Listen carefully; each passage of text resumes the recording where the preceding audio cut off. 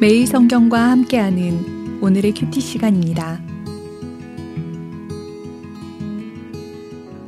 3월 16일 오늘의 말씀은 느헤미야 12장 27절에서 47절입니다. 예루살렘 성벽을 봉헌하게 되니 각 처에서 레위 사람들을 찾아 예루살렘으로 데려다가 감사하며 노래하며 재금을 치며 비파와 수금을 타며 즐거이 봉헌식을 행하려 하매, 이에 노래하는 자들이 예루살렘 사방들과 느도바 사람의 마을에서 모여들고 또 벳길갈과 게바와 아스마웻 들에서 모여들었으니, 이 노래하는 자들은 자기들을 위하여 예루살렘 사방의 마을들을 이루었음이라. 제사장들과 레위 사람들이 몸을 정결하게 하고 또 백성과 성문과 성벽을 정결하게 하니라. 이에 내가 유다의 방백들을 성벽 위에 오르게 하고 또 감사 찬송하는 자의 큰 무리를 둘로 나누어 성벽 위로 대오를 지어 가게 하였는데, 한 무리는 오른쪽으로 분문을 향하여 가게 하니, 그들의 뒤를 따르는 자는 호세야와 유다 지도자의 절반이요 또 아사랴와 에스라와 무술람과 유다와 베냐민과 스마야와 예레미야이며, 또 제사장들의 자손 몇 사람이 나팔을 잡았으니, 요나단의 아들 스마야의 손자 mat단야의 증손 미가야의 현손 삭굴의 5대손 아삽의 6대손 스가랴와 그의 형제들인 스마야와 아사렐과 밀랄레와 길랄레와 마에와 느다넬과 유다와 하나니라. 다 하나님의 사람 다윗의 악기를 잡았고, 학사 에스라가 앞서서 샘문으로 전진하여 성벽으로 올라가는 곳에 이르러 다윗성의 층계로 올라가서 다윗의 궁 윗길에서 동쪽으로 향하여 수문에 이르렀고, 감사 찬송하는 다른 무리는 왼쪽으로 행진하는데, 내가 백성의 절반과 더불어 그 뒤를 따라 성벽 위로 가서 화덕망대 윗길로 성벽 넓은 곳에 이르고, 에브라임 문 위로 옛문과 어문과 하난의 망대와 함메아 망대를 지나 양문에 이르러 감옥문에 멈추매, 이에 감사 찬송하는 두 무리가 하나님의 전에 섰고 또 나와 민장의 절반도 함께하였고, 제사장 엘리야김과 마아세야와 미냐민과 미가야와 엘요에네와 스가랴와 하나냐는 다 나팔을 잡았고, 또 마아세야와 스마야와 엘르아살과 우시와 여호하난과 말기야와 엘람과 에셀이 함께 있으며, 노래하는 자는 크게 찬송하였는데 그 감독은 예스라히야라. 이날의 무리가 큰 제사를 드리고 심히 즐거워하였으니, 이는 하나님이 크게 즐거워하게 하셨음이라. 부녀와 어린아이도 즐거워하였으므로 예루살렘이 즐거워하는 소리가 멀리 들렸느니라. 그날에 사람을 세워 곳간에 맡기고 제사장들과 레위 사람들에게 돌릴 것, 곧 율법에 정한 대로 거제물과 처음 익은 것과 11조를 모든 성읍 밭에서 거두어 이 곳간에 쌓게 하였노니, 이는 유다 사람이 섬기는 제사장들과 레위 사람들로 말미암아 즐거워하기 때문이라. 그들은 하나님을 섬기는 일과 결례의 일을 힘썼으며, 노래하는 자들과 문지기들도 그러하여 모두 다윗과 그의 아들 솔로몬의 명령을 따라 행하였으니, 옛적 다윗과 아삽의 때에는 노래하는 자의 지도자가 있어서 하나님께 찬송하는 노래와 감사하는 노래를 하였음이며, 수룹바벨 때와 느헤미야 때에는 온 이스라엘이 노래하는 자들과 문지기들에게 날마다 쓸 몫을 주되, 그들이 성별한 것을 레위 사람들에게 주고 레위 사람들은 그것을 또 성별하여 아론 자손에게 주었느니라.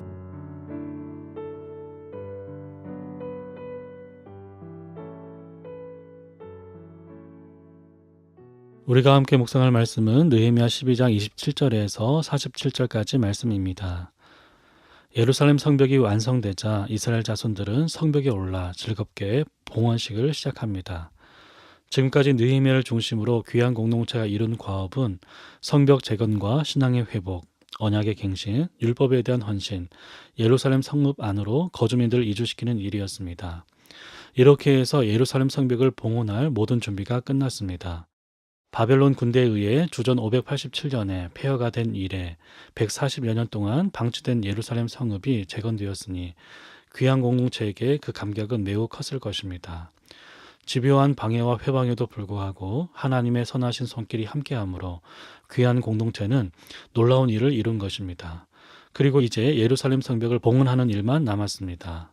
따라서 성벽 제거는 고레스 칙령이 명령한 일, 즉 예루살렘에 하나님의 집을 건축하라는 그 일이 드디어 완성되었음을 보여줍니다. 그래서 저자는 성벽 봉헌을 성전 봉헌에 버금가는 의식으로 소개합니다. 제사장들과 레위인은 봉헌식을 위한 준비로 정결 예식을 치렀습니다. 그들은 먼저 자신의 몸을 정결하게 한 후 백성과 성문 그리고 성벽까지 모두 정결하게 했습니다. 왜냐하면 이것은 7장에서 11장의 문맥에서 볼 때 단순한 성벽 봉헌식이 아니라 하나님의 집으로서 성전과 율법을 중심으로 한 공동체와 예루살렘을 함께 봉헌하는 의미를 지녔기 때문입니다. 성벽 봉헌식은 대적들의 공격에서 벗어나 하나님의 백성으로서 삶을 제대로 살아가는 데 있어서 중요한 전기를 이루는 사건이었습니다. 따라서 그들이 봉헌식을 거행함에 앞서 가장 먼저 앞서야 할 것은 바로 하나님의 백성으로서의 합당한 정결함이었습니다. 이것은 마치 야곱이 세겜에서 하나님 앞에 서원했던 곳 베델을 향해 출발하기 전 우상을 버리고 가족들 모두를 정결하게 한 것과 같고, 여호수아가 가나안 땅을 정복하기 전 할례를 행하여 백성을 정결하게 함으로써 가나안 정복 역사의 출발점으로 삼았던 것처럼 정결함은 새로운 역사를 시작하는 하나님의 백성의 가장 중요한 선결 과제이자 선결 조건이었습니다. 이처럼 성문과 성벽까지 정결하게 한 것은 단지 그것이 하나님께 바치는 성물이기 때문만은 아닙니다. 성도들에게 있어 성결은 삶의 전 영역에서 요구된다는 뜻이기도 합니다. 성전이나 성전의 기구만이 아니라 일상에서 살아가는 모든 영역에서 거룩하고 정결해야 한다는 의미일 것입니다. 포로 이전에 성전만 거룩하다고 생각한 그들의 조상들이 일상의 영역에서 숱한 악을 행하였기 때문에 그들은 징벌을 피하지 못했습니다. 성전에서의 성회와 아울러 악을 행하는 그들의 위선에 하나님은 분노하셨습니다. 우리도 교회에서와 가정에서 일상에서의 모습이 다르진 않습니까? 주일과 주중에서 우리 모습은 한결같습니까? 교회에 들어올 때처럼 교회 문을 나설 때도 같은 경건한 마음입니까? 신자를 대하는 태도와 불신자를 대하는 태도는 어떻습니까? 예배에서 하나님을 의식하는 것만큼이나 세상에서도 하나님을 의식하며 살아갑니까? 이를 위해서는 성, 속에 대한 이분법적인 사고부터 버려야 합니다. 교회만 거룩한 곳이고 교회만이 하나님이 계신 곳이라는 생각을 버려야 합니다. 그렇지 못하면 교회를 다니면서도 위선적이고 이율배반적인 종교인이라는 세상의 따가운 비난과 질책을 피하기 어려울 것입니다. 유다의 지도자들은 성벽에 올라 찬양대를 앞세워 양방향으로 예루살렘 성 전체를 돌며 행진하였습니다. 백성들은 두 무리로 나뉘어 예루살렘 성 전체를 돌면서 하나님께 감사하고 찬양했습니다. 동쪽으로 행군하는 무리는 에스라가 인도하고 서쪽으로 행군하는 무리는 느헤미야가 인도했습니다. 불탄 돌을 흙 무더기에서 다시 일으키려는가 여호가 올라가도 무너지리라며 비웃던 대적들을 마치 비웃기라도 하듯 유다 백성은 튼튼한 성벽 위를 찬송하며 행진합니다. 그들의 찬양은 하나님이 이 성벽을 쌓게 하셨음을 고백하는 찬양이며, 이것은 단지 살터전을 마련해 주신 것에 그치지 않고 이제 이 성전에서 떠났던 하나님의 영광이 돌아오고 침묵하던 말씀이 선포되고 하나님의 통치가 실현될 것을 확신하는 찬양이었습니다. 이처럼 성벽 봉헌식은 그들에게 자신들 통해서 성벽이 재건되었지만 이것은 하나님의 것이고 하나님이 건축자이심을 고백하는 의식이었습니다. 그리하여 사람에게 공을 돌리거나 자축하거나 자화자찬하지 않고 하나님께 봉헌합니다. 하나님 백성이 신앙생활에서 놓치지 말아야 할 것은 하나님이 주신 것에 대해 기억하고 감사하는 일입니다. 주님이 인도해 주신 역사를 돌아보고 생각해 볼 때 그 은혜가 얼마나 크고 놀라운 것인지를 확인할 수 있을 것입니다. 그 마음이 성도에게는 유익이 되고 하나님께는 기쁨과 영광이 됩니다. 42절을 보면 노래하는 자들이 하나님을 크게 찬송했다고 말합니다. 또 43절에도 무리가 하나님께 큰 제사를 드리고 심히 즐거워했다고 보도합니다.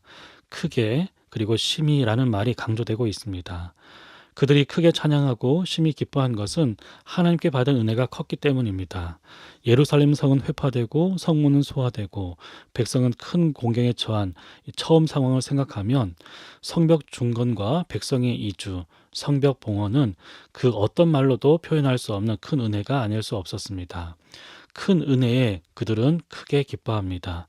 특히 부녀와 어린아이도 기뻐했다는 것은 하나님의 역사로 인해 기뻐하는 일에 그 누구도 소외되거나 방관하는 자가 없었다는 의미입니다. 성전 봉헌식에서 백성 모두가 누린 큰 기쁨과 즐거움은 하나님이 주신 선물이었습니다. 하나님이 바사왕의 마음을 주장하셨고 느헤미야의 마음을 감동하셨고 대적자들의 음모 가운데서 지켜주셨기에 느헤미야와 백성들의 수고 헌신이 헛되지 않았기 때문입니다. 백성들만 아니라 하나님도 기쁘셨을 것입니다.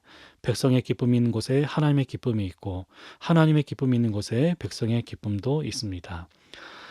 지나온 하나님의 역사를 보고 기뻐하되 또 앞으로 전개될 하나님의 역사를 기대하되 그 은혜에 대한 감사를 잊지 않는 성도, 한 마음으로 헌신하여 아름다운 신앙 공동체를 하나님께 드리는 공동체, 무엇보다 주님을 높이는 성도, 가정과 교회가 되기를 소망합니다. 함께 기도하겠습니다.